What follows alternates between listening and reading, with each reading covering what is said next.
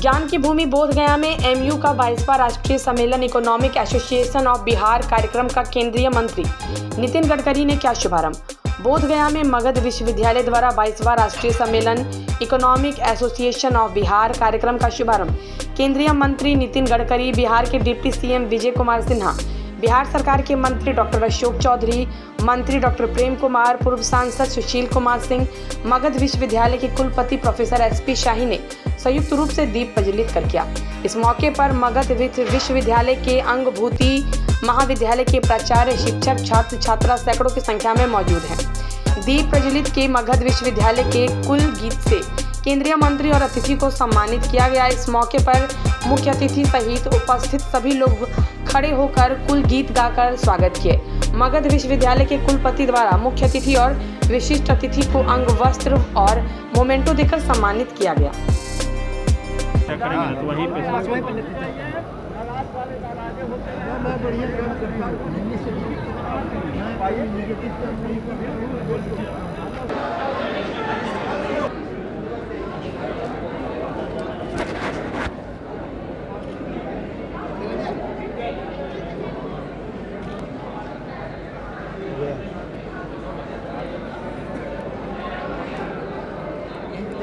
Sir क्या sir आज तैयारी है, क्या संदेश है? मगध विश्वविद्यालय राज्य का पुराना ऐतिहासिक विश्वविद्यालय है। माननीय मंत्री जी के आगमन से शैक्षणिक माहौल को और आगे बढ़ाने में मदद मिलेगी, इसी उद्देश्य से हम लोगों ने उनको बुलाया है। विश्वविद्यालय में भी कुछ कार्यक्रम रखा है? हाँ बिल्कुल, कार्यक्रम है। बिहार आर्थिक परिषद का 22वां सम्मेलन है, जिसमें पूरे देश के अंदर से बहुत सारे अर्थशास्त्र के स्कॉलर्स आ रहे हैं। उसी सम्मेलन में शिरकत करने के लिए माननीय नितिन गडकरी जी आ रहे हैं। क्या संदेश सर दिया जाएगा इस कार्यक्रम के तहत? अरे भाई, बिहार आगे बढ़े, और आप जानते हैं कि विकास पुरुष है गडकरी जी, वो हमारे प्रेरणा के स्रोत हैं और भारत के बड़े नेता हैं, देश के कर्णधार हैं। उनके आगमन से हम लोग सीखेंगे।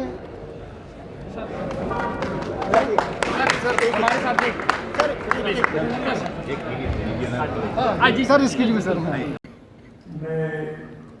22वीं एनुअल कॉन्फ्रेंस जो इकोनॉमिक एसोसिएशन ऑफ बिहार ने आयोजित की है, उस कॉन्फ्रेंस में शरीक हुए सभी अर्थशास्त्र के प्राध्यापक, विद्यार्थी, चिंतक, इन सबको बहुत बहुत शुभकामनाएं देता हूँ, शुभेच्छा देता हूँ।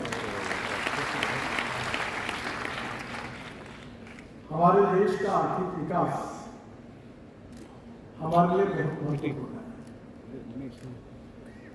और इसलिए स्वाभाविक रूप से एक बात विवेकानंद जी ने कही है, वो अक्सर हम सब लोगों ने याद रखनी चाहिए। विवेकानंद जी ने कहा था कि no philosophy can be taught to empty stomach. खाली पेट को कोई तत्व ज्ञान सिखाया नहीं जा सकता, और इसलिए हमारे समाज में रोटी, कपड़ा और मकान, इन मूलभूत बातों की जो गंभीर समस्या है, उसको सुलझाना ही हमारी सबसे बड़ी प्रायोरिटी है। पंडित दीनदयाल उपाध्याय जी ने अपने सामाजिक आर्थिक चिंतन में बहुत अच्छी बात कही है। उनका ये चिंतन अंत्योदय के नाम से प्रसिद्ध है। उन्होंने कहा था कि समाज के जो शोषित है, पीड़ित है, दलित है, जो सामाजिक, आर्थिक, शैक्षणिक दृष्टि से पिछड़े हुए हैं, जिनके पास रहने के लिए मकान नहीं है, खाने के लिए रोटी नहीं है, शरीर पर कपड़ा नहीं है, उस दरिद्र नारायण को हम भगवान माने और उसकी निरंतर सेवा करते रहे। और जिस दिन उन व्यक्तियों को रोटी, कपड़ा और मकान मिलेंगे, उसी दिन हमारा कार्य पूरा होगा, ऐसा हम समझेंगे। यही चिंतन हमारा सबका उद्देश्य है। और इसलिए जब राजनीति में काम करने वाले मेरे जैसे जो कार्यकर्ता हैं, वो अक्सर इस बात को याद रखते हैं कि politics is a instrument of social economic reform. सामाजिक आर्थिक परिवर्तन का राजनीति एक प्रभावी उपकरण है और इसलिए आर्थिक दृष्टिकोण ये बहुत महत्वपूर्ण है। पर कौन सा आर्थिक दृष्टिकोण होना चाहिए, फ्यूचरिस्टिक विजन क्या होनी चाहिए, फ्यूचरिस्टिक टेक्नोलॉजी कौन सी है और फ्यूचरिस्टिक प्लानिंग क्या है, ये बहुत इंपॉर्टेंट है। मैं बहुत बार एक बात को याद करता हूँ कि you can donate art but you can not donate vision. आंखें दान किए जा सकते हैं पर दृष्टि दान होती है। हमारे गांव की, हमारे जिले की, हमारे शहर की, हमारे राज्य की और हमारे देश की विकास की दृष्टि अगर एप्रोप्रिएट होगी तो ज्यादा समय नहीं लगेगा परिस्थिति को बदलने के लिए। और इसलिए स्वाभाविक रूप से हमारे देश में कौन सी आर्थिक नीति को अपनाकर हमको आगे जाना है, ये बहुत महत्वपूर्ण है। सबसे पहली बात यह है कि जो हमारे उद्देश्य के रूप में हमारे प्रधानमंत्री जी ने और हमने सबने रखी है कि हमारे देश को आत्मनिर्भर भारत बनाना चाहते हैं। अभी हम दुनिया की 5वीं इकोनॉमी है और fastest growing economy in the world है। तो हमारे इकोनॉमी को 3rd largest economy in the world बनाना हमारा उद्देश्य है। $5 ट्रिलियन की इकोनॉमी बनाना, आत्मनिर्भर भारत बनाना, भारत को विश्वगुरु बनाना, यह सब करने के लिए हमको सही नीति को अपनाना चाहिए।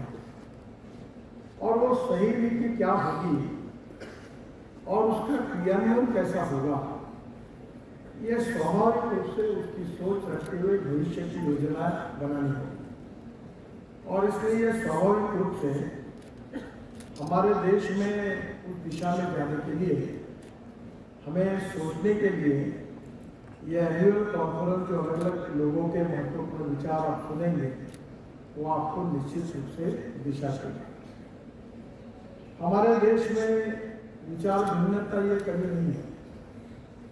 हमारे देश में विचार शून्यता ये कभी भिन्नता हो सकती है जब विचार होंगे तो इसलिए स्वाभाविक रूप से हर क्षेत्र में चिंतन करना, मनन करना। We need to plan futuristic planning for our future.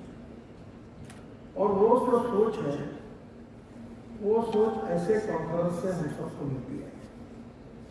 थोड़ा सा रेफरेंस देने के लिए मैं आपको पुरानी बातों की तरफ लेके जाऊंगा कि हमारे देश में 1947 को हमें स्वाधीनता मिली और स्वाधीनता जब मिली तब महात्मा गांधी जी ने यह कहा था कि हमें राम राज्य का निर्माण करना है।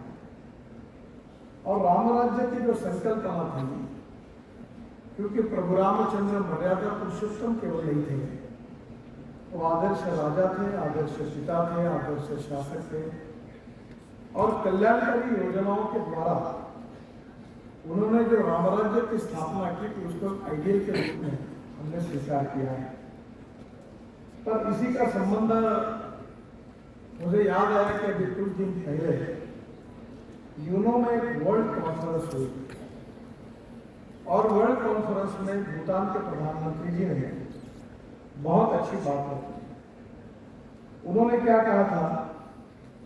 उन्होंने कहा था कि डोमेस्टिक हैप्पी ह्यूमन इंडेक्स ये हमारे लिए बहुत महत्वपूर्ण है। हमारी भाषा में अगर उसको हम कहेंगे सुखांक,